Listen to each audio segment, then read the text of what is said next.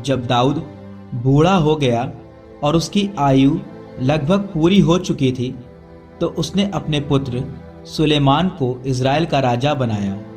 फिर उसने इज़राइल के सब नेताओं, याजकों और लेवियों को एकत्रित किया। उन लेवियों की गणना की गई जिनकी अवस्था 30 वर्ष या उससे अधिक थी। उनकी कुल संख्या 38,000 थी। उनमें 24,000 प्रभु के मंदिर के निर्माण कार्य के निरीक्षक नियुक्त किए गए, 6,000 सचिव और न्यायकर्ता, 4,000 द्वारपाल और 4,000 इसलिए नियुक्त किए गए कि वे उन वाद्यों के द्वारा प्रभु के सामने स्तुति गान करें जिन्हें दाऊद ने बनवाया था। दाऊद ने लेवी के पुत्र गेरशोन, कहात और मरारी के अनुसार उनको 3 दलों में विभाजित किया।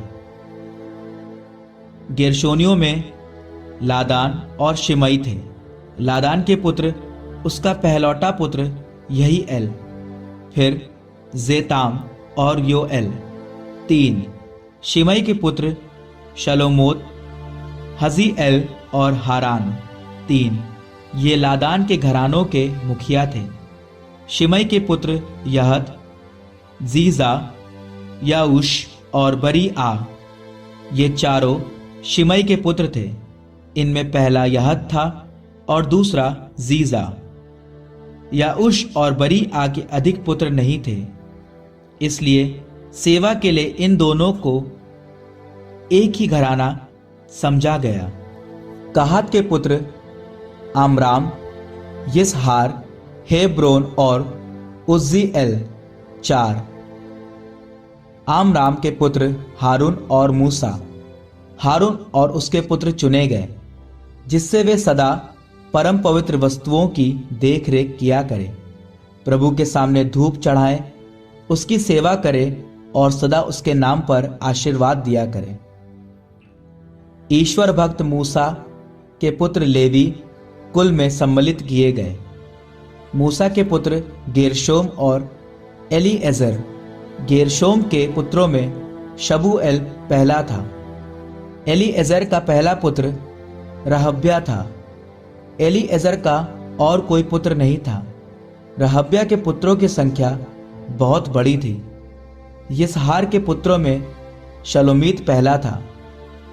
हेब्रोन के पुत्र, पहला यरीया, दूसरा अमर्या, तीसरा यहजीएल और चौथा याकम आम।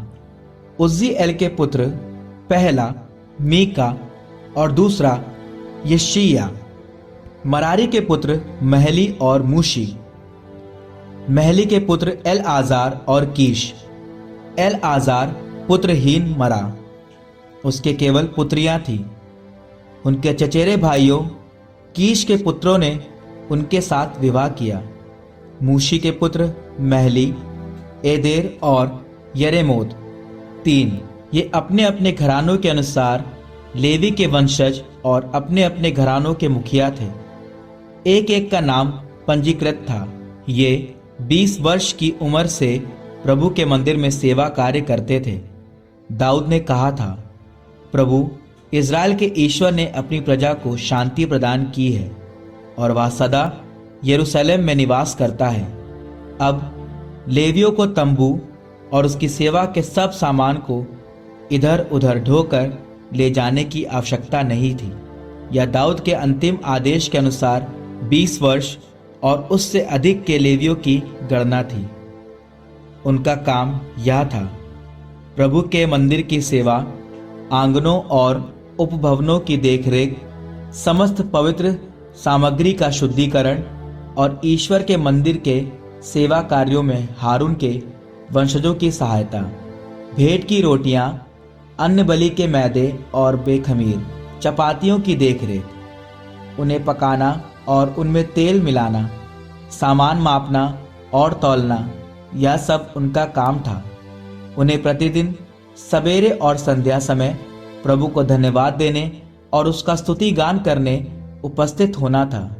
विश्राम दिवसों, अमावस और अन्य पर्वों के अवसर पर जब प्रभु को होम बलियां चढ़ाई जाती थी, तो उन्हें निर्धारित संख्या के अनुसार प्रभु के सामने सदा प्रस्तुत रहना था। इस प्रकार उनका काम यह होगा कि वे दर्शन कक्ष और पवित्र स्थान की देखरेख करें और प्रभु के मंदिर में सेवा करने वाले अपने भाइयों हारून के वंशजों की सहायता करें।